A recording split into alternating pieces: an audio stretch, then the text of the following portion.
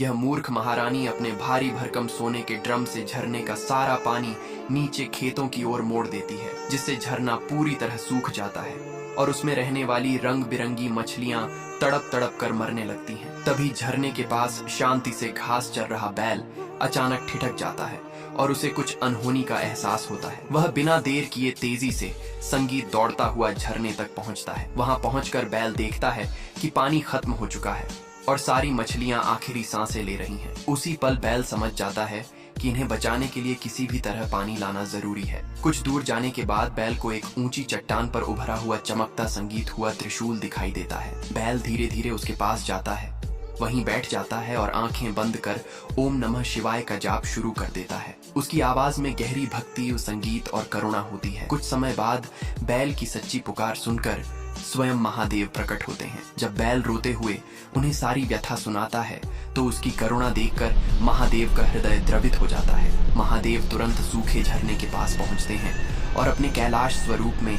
आकाश संगीत की ओर निहारते हुए धीरे धीरे अपनी जटाएं खोलते हैं। अगले ही क्षण उनकी जटाओं से निर्मल गंगा की प्रचंड धारा झरने में उतरने लगती है। झरना कुछ ही पलों में फिर से लबालब भर जाता है। सभी मछलियां फिर से जीवित होकर आनंद से पानी में क्रीड़ा करने लगती हैं। लेकिन अफसोस, महादेव की इस दिव्य लीला के लिए भी किसी ने लाइक और सब्सक्राइब नहीं